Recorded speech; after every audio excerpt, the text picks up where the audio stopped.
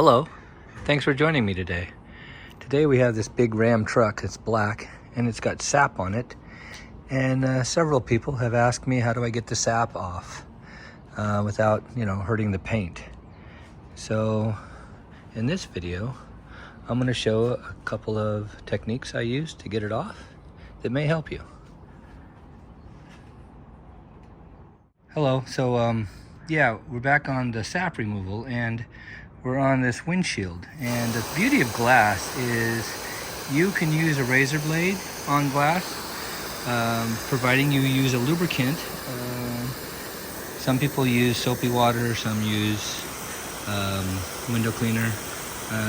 It's less costly if you just use water. And when you just clean the glass with a new razor blade, you don't want to use an old dull razor blade. You use a brand new one and you're less likely to do any damage. You see the water running here, and I am just cleaning the sap off. What else you can do is there's lettering here, and while I'm doing this, she wants to replace these letters. So we literally can just use a razor blade, as long as we have that water going on there. Yep, see that comes right off. The glue's even coming off with it. Perfectly clean glass right there now. Obviously, if you didn't have a sharp razor blade, you just want to do this out in the heat, where you can pull the sticker off, and it hopefully would remove the glue with it. But look at this. There's no glue left on that glass. And if there was glue left on the glass, we would follow up with a similar product or the same product that we're going to use to remove the sap off the hood. And there's a couple different products I use. One of them is denatured alcohol. I use it at full strength. I've not found it to be a problem. However, it is important to know when you're doing this if it will cause a problem. So in the past, there have been times when I've tried a new product and I'll try it in an inconspicuous place, like a door jamb, a trunk jamb, a hood jamb, somewhere there's some gloss paint, and just see what it does. That's a very good idea when you're trying something new. Whatever the paint product is, it's best to try it in a spot, unless you know what you're using is safe. No need to experiment on an area that you might be sorry about. So yeah, I use a razor blade, new razor blade to recap, and just constant water flow. You see I have my hose misting, and you can see the constant water flow. And now the glass, I'm feeling no sap bubbles on this side. Another thing to note is that you should wash your vehicle before you start in on this. You don't want anything, especially on your paint, not so much on your glass, but you don't want anything on your paint to contaminate what you're going to be using, because you'll be rubbing on the paint and you'll already be removing the wax. Whatever product you're using, just assume you're removing any wax or ceramic coat that you have. So you'll want to reapply the wax afterwards, or ceramic coat. So I'll show how I remove the sap bubbles on the paint in a little bit. Hello, we're back on the Dodge truck with the sap all over this black beauty, and you can see it there in the center of the hood. I've already removed it from this side. Thought I'd show you what I learned. One of the things I learned is that it was on here a long time, because right there's a stain. I'm not sure if the camera can pick it up or not, but there's some stains left over by the sap, and they look like the sap is still there. But when you feel it, I'll set this down. When you feel it, you don't feel it. It's smooth and beautiful feeling.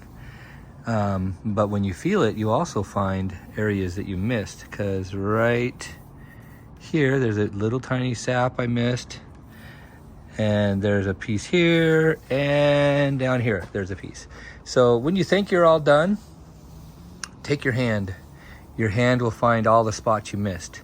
And then get those spots before you bother using your machine or, you know, clay barring. I don't clay bar with sap. I remove the sap and then I'll clay bar it, and then I'll get out my machine and polish the paint. If you know, the car doesn't need to be polished, sap wasn't on there very long and I got it off just fine, then I'll apply the wax, because using what I use to remove the sap and what you use to remove the sap will probably remove your finish that you've put on, whether it be wax or ceramic coat. I use denatured alcohol about 90% of the time, but on occasion I will use a product made by Adams, and it's quite simply called tar. It works faster, but it costs considerably more. I find that denatured alcohol is actually the least expensive out there. I'm not an advocate for using WD-40 or peanut butter, just because I think that's for when you don't have anything and that's all you have. Then, you know, at that point you use what you have. So yeah, as I move around here, I see the sap here. So what I do is I grab one of my old stained microfiber rags. I lay it in the area that I'm going to be working, like that. I grab my denatured alcohol, which it says all over the jug so I don't mistake it for anything else in large print. Pour it on the rag, and with my gloved hand, I just start massaging it in, and it just starts working. I just get all of the dots that are there, and I'll just keep working it. And the trick really is to keep the rag wet. Don't let it dry. If you let that rag dry, you rubbing it on the paint is going to probably make scratches. The darker the car, the more visible your scratches will be. So as soon as you, if you're not paying attention, you'll start scratching your car. So I actually use my fingernails and try to pop them free. Sometimes the sap just pops free. Sometimes it's soft enough where this stuff gets in there right away. But if you just keep working it and lubricating your rag, it'll come off. It always comes off. It takes patience. Sometimes people aren't willing to spend that kind of patience, and they bring the car to me because they just don't want to deal with it. And I'm okay with that because I enjoy it. I enjoy making cars look better. That's why I'm going to machine polish this hood when I'm done, and it's going to look at least as good as new, hopefully better than new. This is a 2000, I think it's an 18. Don't quote me on that, but I think it's right around an 18. And yeah, she did not want to deal with the sap, and the roof is really bad. I'll spend with you know, getting the sap off the hood. I'll be into the sap removal on the hood for, it'll probably be about an hour to get it all, and then I'll spend another hour polishing on it, and then I'll spend another hour probably finish polishing. It's a haze remover I use, and then waxing. So, you know, just in the hood alone, I'll probably have 2.5 hours and making it look beautiful, maybe 3.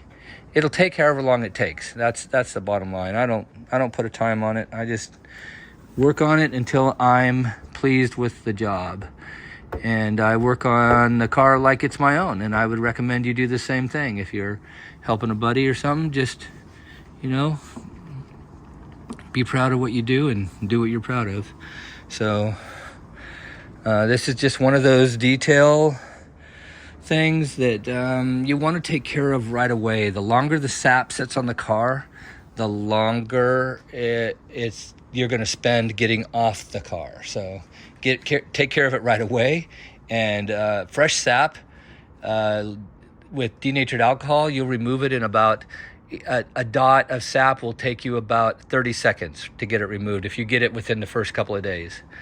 So that time period grows as long as it stays on the car. So thank you for joining me at Blind Man's Garage, and please hit that subscribe button, give me a thumbs up, and if you have a comment or a question, please feel free to post that, and I'll do my best to respond if it's a question. And I'll just tell you right now, I appreciate you viewing, and any comments you have would be appreciated. Thank you for joining me at Blind Man's Garage.